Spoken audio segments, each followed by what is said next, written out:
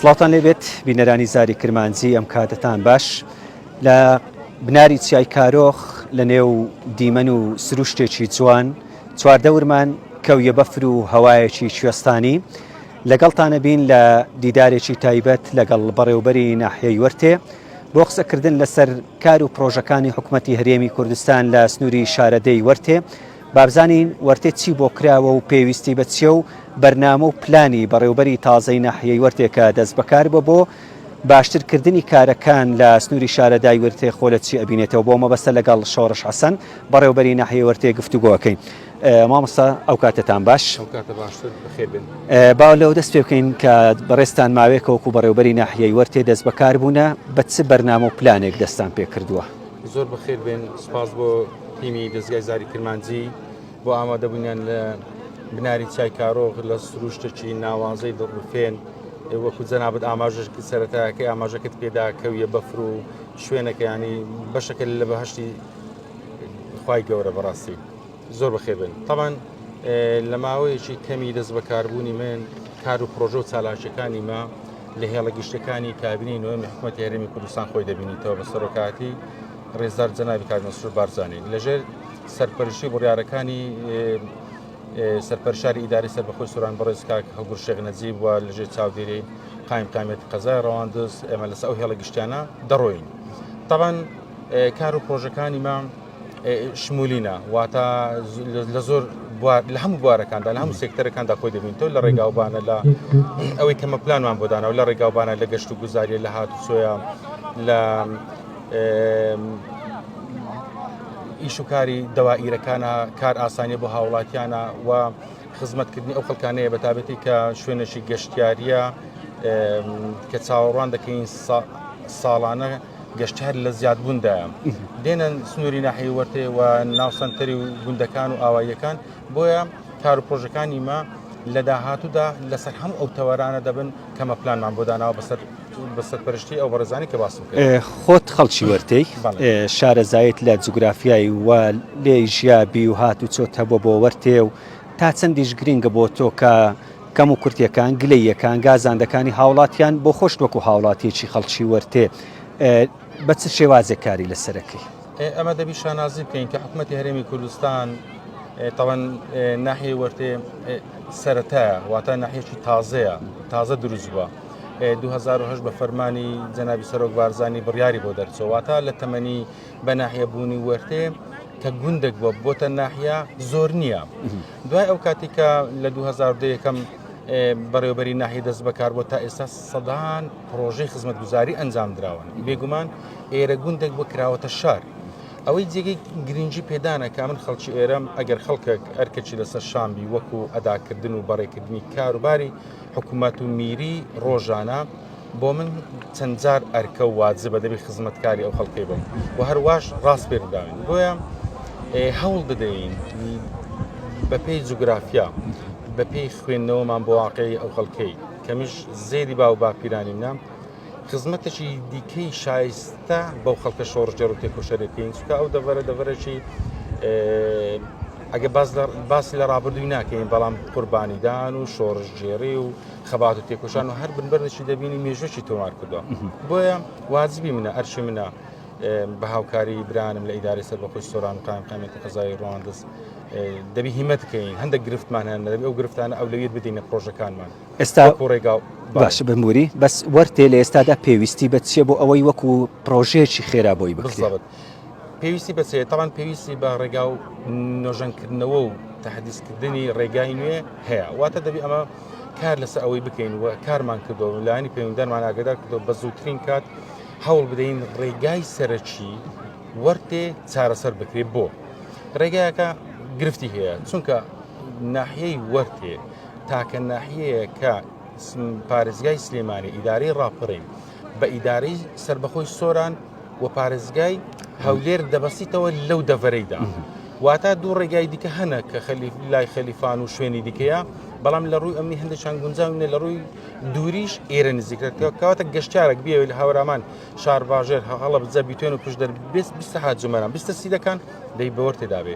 کەواتەمە پێویستمان بچێ پێویستمان بە سەلامەتیش سەرنشینان هاوڵاتیان گەشتیاران هەیە دەبی گرنگی زیاتر بە ڕێگاوبانی بدەین بۆیە ئەولەویەتی کاریمە ڕێگاوبانە دووەمیان ئەولەویەتی کاریمە ڕێخستنی کاری شوێنە گەشتیاریەکان و پرۆژە گەشتیاریەکانە چونکە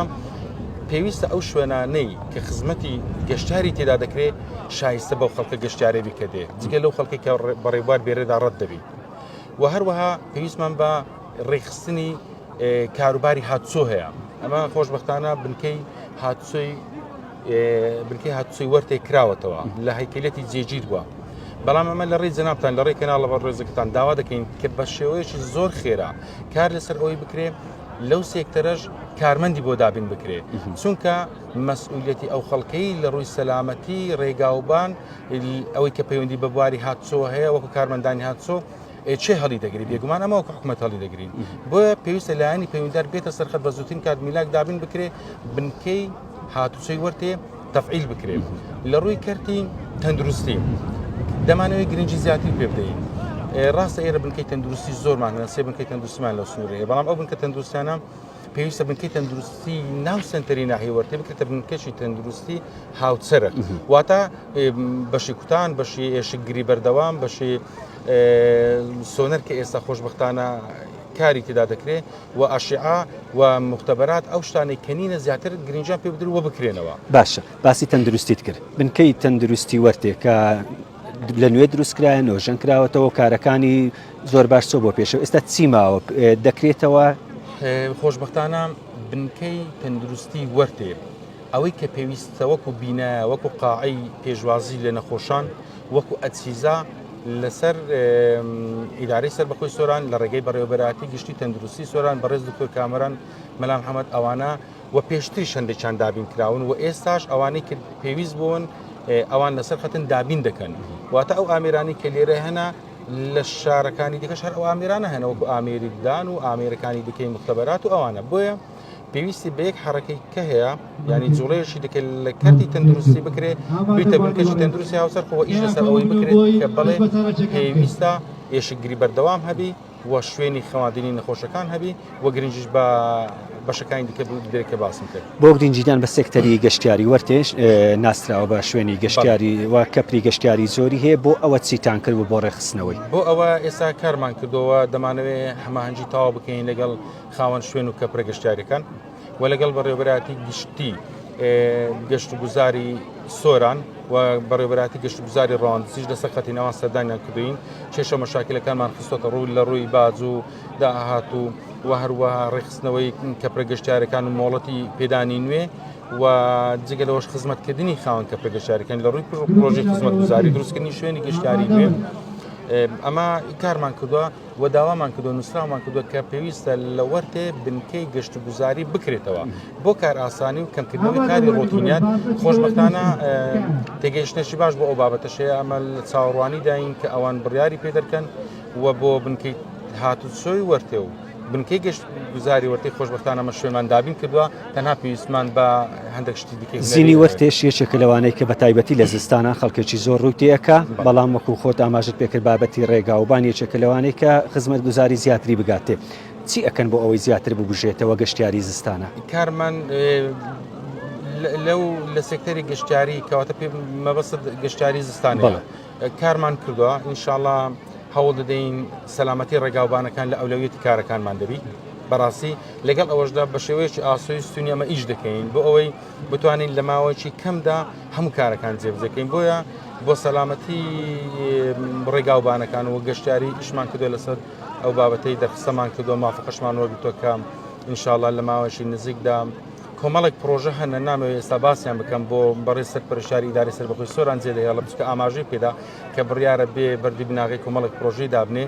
بەڵام خەڵکی خۆمان دڵنیا دەکەینەوە گەشتیاران دڵنیا دەکەینەوە لە تواناکانی مە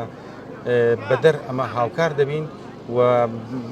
برادرانی ئیداری سەربەخۆ قایمقامێتیش لەسەر خەتن پێم وایە خزمەتێکی شایستە بە خەڵکی خۆمان دەتوانین بکەین و زۆر پرۆژەمان هەنە زۆریان لە بواری جێبەجێکردندانە و زۆریشیان لە قۆناغەکانی ئیژدەسەکردن بەڵام ئەویان بۆ بەڕێز کاکەڵ بۆ زیێدەڵم مامۆستا شۆڕش جا پێم خۆش هەندێک لەو پرۆژانە ئەوانەی کە بەردی بناغیاندا ئەندرێ کە ئەمە لەسەر ڕاستپاردەی سەرۆکی حکوومەتی هەرێمی کوردستان زۆربەی ئەو پرۆژانە پرۆژەکان پرۆژەی هەمە جۆرن یا لە یەک بوار خۆی ئەدێنێت. بەڵێ بێگومان وەکو خەڵکی خۆمان وەکو هاوڵاتی پێویستی بە پرۆژەی هەمە زۆر هەیە بۆ ئێمە لە هەموو بوارەکان سەرقاڵی کارکردنین لە بواری کەمکردنەوەی کێشەی ئاوی خواردنەوەی بۆ گوندەکان ئیش کراوە ئینشاءڵڵا لە ماوەشی کەمدا پرۆژەیەکی ئاوی خواردنەوەی گوندی خانەخا دەدرێتە تەندەر و لە دەکەوتە بواری جێبەجێکردن. پرۆژەی فراوانکردنی تۆڕی کارەبامان هەیە ئێستا لەمە شێوەتێ دەستی پێکردووە ساڵی ڕابردوو خۆشبەختانە ئەو جادەی کە ئێستا ئەمە پێدا هاتین کە بۆ ئێرە نا بۆ ئەو جادە ڕئیسەکەی کە بۆ کەڵێتی دەسی خەڵکی وەرتش سوودی لێوەردەگری ئەوانە هەموو پرۆژەی حکوومەتی هەرێمی کوردستان بەدڵنیایی پرۆژەکانی ما هەتا بواری پەروەردەش دەگریتەوە نۆژەکردنەوەی بەشێک لە قوتابخانەکانیش دەگریتەوە هیچ بوارێک لە بوارەکان هیچ سێکتەرێک لە سێکتەرەکان ئەمە جێناهێڵین و هەمویان بە شێوەیەکی ئاسۆیی کاریان لەسەر دەکەین. ئەوەی زیاتر مەبەستمە بابەتی ڕێگاوبان ئێستا بۆ ئێستا بناری کارۆخ یەکێکە لەو شوێنانەی کە ئەکرێ بۆ داهاتوو لە بابەتی گەشتیاری زۆر سوودی لێوەربگیرێ لە پلانی ئێوەدا هەیە ڕێگاوبانەکەی باشتر بکرێ ئەتانەوێ ئاوا بهێڵدرێتەوە بۆ ئەوەی ژینگەکەی نەشێوێندرێت لەو تەمەنەوە دووەم فیستیڤاڵی گروپی ئەسب سوارانی کارۆخە ئەمە بەسپاسەوە ئەوانە بەشداریشان کردووە لە فیستیڤاڵی باڵەکایەتی لەسەر ئیداری سەربەخۆی سۆرانیش بە شێوەیەکی منەظەم تاکە گروپە کە ئێستا وجودی هەیە زیاتر لە 30 هەتا 40 ئەسب سوار تێدا بەشداری نمایشەکان دەکات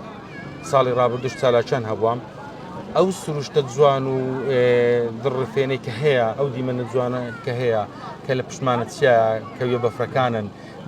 بەرامبەرمان هەڵگۆردە شوێنەکانی دیکەیە ئەو نامانێ ئەو سروشتە بشێوێندرێ بۆیە هەر یەکێک لە چالاکیەکانیشمان ئەوەیە کە لە دوای کارەکانمان چالاکیێکی ژینگە پارێزی هەرچی پاژماوەی خۆراک و نایلون و شتەیە هەر هەمووی کۆ دەکەینەوە ئامادەکاری تەوامان بۆ ئەو بابەتەش کردووە نامانەوە ئێرە بشێوێن بێ یەکێک لە خاصیەتەکانی ئەوەیە پیادەڕۆی تێدایە واتە 20 دقیقیان نیم ساعت لەوانەیە جەنابیشتان هیلاک ببوون هەتاکو بێرە بەسەر کەوتونە ئەوەش خۆشێکی دیکەی داوە خەڵک دەستە شوێنانی کەکەواتە لێرە دەتوانێت هەم چالاکیە پیادەڕۆیەکەی خۆی ئەنجام بدات و هەم گەشت و سەیرانی خۆش و بەشداریش لە خۆش و شادیەکانی ئەو خەڵکەی بکات بۆ داهاتوو لەوەشیان هەر بۆ برای بەڕێز سەرپەرشتاری جێدەهێڵین بەڵام دڵنیاتان دەکەینەوە کە پرۆژێکمان لە بەردەستە بۆ ئەوان کە مەدانێکیان بۆ دروست بکەین مەدانی ئەسب سواری لە خوارتر کە سیارەکانی لێوەستاون بۆ ئەوەی کاری ئەسب سواری جیاوازتر بی لە کاری فیستیڤاڵەکەی دەکرێت ئەوێ مەدانێکی ڕێک دروست بکرێت ئەوەی کە ئەوان دەزانن زیاتر ئەسب سوارەکان شارەزانە مەدانەکە چەند بە چەندی بەزەمە دەرخستە کراوە و خۆشبەختانە برای بەڕێز کاکەڵ کورد موافقەشی کردووە تەنها ماوە ئەمە ئیشەکەین جێبەجێ من دوو پرسیاریم بە کورتی ماوە بابەتی ئەمنی لێرە ڕێگرە لە بەردەمی ئاوەدانکردنەوە و کار و پرۆژەکانی حکوومەتی هەرێم خۆشبەختانە هەرچی لایەنە ئەمنیەکانی خۆمانن واتە حکوومەتی هەرێمی کوردستان هەمویان لەسەر خەتن و هاوکارن بوون منە ئەوڕۆ هەموو تیمەکانمان لێرە ئامادەنا تا شوێنەی سارە هاتووە ئیدەکە کارمەندیان لێرنا بە پۆلیسی دارستان و ژینگە بەرگری شارستانی خانەخا و هەروەها ئاسایشی مەحەلی ئاسایشی بازگەکانمان پۆلیسی مەحەلی وەجگەلەوەی هەموو ئەو بەڕێزانە بەخۆیان بەشەکەن لە دەستگا ئەمنیەکان واتە هەمویان دەخوازن کە ئەمنیەتی فیستیڤاڵ و گەشتیار و خەڵکەکەی دابین بکەن کەواتە نەگڕێگرنی هاوکاریشی تەواو من بەستم لایەنە ئەمنیەکانی خۆمان نییە ئاسایش و پۆلیس وەکو حکوم بەس ئەوەی تر با بڵێن ئەو هێزانەی پەکەکەیە ئەوانەی کە لە دۆر و بەرانە زۆر جار بردومانەکرێە گوندەکان ئاوەدان نابنەوە بۆ گەشتیاران دڵنیا دەکەینەوە ئەمە ڕاستە سنووری ناحیوەرتی زۆرجار لە ڕاگەیاندنەکان ئاماژە بۆی دەدرێت کە چەکدارانی لایەنەکانی دیکەش هەنە لەو شوێنانە ئەمن کۆڵی ناکەین کە وجودیان هەیە بەڵام خۆشبەختانە ئەو شوێنانەی شوێنی گەشتیارینە ئەو شوێنانەی سنتەر و شوێنی هاتوچۆی هاوڵاتیان و گەشتیاران و ڕێبوارانن هیچ مەترسێکی لە سەنە لەژێر کۆنتترۆل و هێڵی ئەمنیدایە چەند گوندێکمان هەنە کێشەی ئەمینیان هەیە چەند گوندەکەن ئەو گوندانە دەکەونە قەراغی سنتەری ناحیەی وەرتێواتە شوێنێکی دیکەیە هەیە ئەو حاڵەتە بەڵام ئەمە چالاکیمان لەوێ نییە باش ئەمە لە شوێنی کەمان چالاکی هەنەکە دڵنیایشی تەوا بۆ مامۆستا شۆڕش وەرزی گەشتیاریش دەست پێکایی هاوینە بە تایبەتی سەیرانگە و شوێنە گەشتیاریەکانی وەرتێ تەواو ئامادەنە بۆ پێشوازی گەشتیاران لە ڕێی سەرۆکایەتی شارەوانی وەرتێک کە خۆشبەختانە ئەو ڕۆژ هاوکارێکی زۆر باش بوون بۆ ڕێخستنی ئەو فیستیڤاڵی ئەوەی کە پێویستە لە ئامێر و لە ئاسانکاری بۆ پاکردنەوە ئەوانە بە هاوکاری بەڕێوەبەرایەتی گەشت و گوزاری ڕەواندز لەسەر خەتن خاوەن شوێن و کەپرە گەشتارەکان دەستیان بە چالاکی پاکردنەوەی شوێنەکانیان کردو چکا و ساڵ بارانەشی زۆر باریوە ماشەڵڵا ڕاماڵینەکی زۆری ئەو دار و درخت و بەرد و ئەوانە هەبووە زۆربەی شوێنەکان پێویستیان بە پاکردنەوە هەیە دەستیان پێکردو ئەمە هاوکاریان دەبین و یارمەتیان دەدەین. دوا پرسیاری من وەرتێ و گوند و ئاواییەکانی بەرەو ئاوەدان بوونەوەی زیاترن یا چۆڵ بوونە؟ لە دوا بڕیار و ڕێنماییەکانی حکوومەتی هەرێمی کوردستان لە ڕێگەی وەزارەتی ناوخۆ بڕیارە لە هەموو گوند و ئاواییەکان تەمان بەپێی بڕیاری 2004 وەزارەتی ناوخۆ کە لەمانژێک دەرچووە دەڵێ لیژنەیەک پێک دەهێنرێ و لە ڕێگەی موختارەکان و هاوڵاتیان ئەمە هەوڵ دەین حرەمی گوندەکان فراوان بکەین چونکە دانیشتوان ڕوو لە زیادبوونە بۆیە هەوڵمانداوە هەوڵ دەدەین زۆرترین ئاوادانی لە گوندەکان بکرێ و زۆرترین خەڵکیمە لە گوندەکان ببینیتەوە بۆ ئەوەی گرنگی بەلایانی گەشت و گوزاری و وەلایانی بەروبمە ئاژەڵیەکان و بەروبمە کشتتوکاڵەکان بدات خۆشبەختانە دەبینین ئەگەر خەڵک بگەڕێتەوە گەر ناکەمتر لێرە دەڕواچونکە هەری کاری زۆر باش ڕەکساوە بۆ خەڵکی ئێرە بەتابەتی لە وەرزی هاویناندا. دوا پەیامی تۆ لە ڕێگەی زاری کرمانچیەوە بۆ هاوڵاتیانی وەرتێ بەگشتی چییە؟ سوپاس بێزاینم هەیە بۆ خەڵکی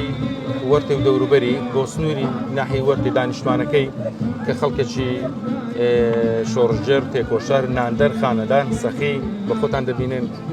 خواردنی 500 کەسیان ئامادە کردوکەواتە بۆ ئەو شوێنە دوورە دەستەی خواردنی 500 کەسێکی ئامادە بکەن لەوانەیە ماندووبوونێکی زۆری بێ ئامادە بوون بە خۆیان منزەڵەکانیان لەسەر شایندانەوە لێرەیان دروست کردووە بۆیە دڵنیامە لە هاوکاریکردنی ئەوان لە پشتگیریکردنی ئەوان بۆ حکوومەتی هەرێمی کوردستان بۆ بەڕێوەبەراتی ناحیەی وەرتێ وا من براو کەسیوانم بە دڵنیایی شەو ڕۆژ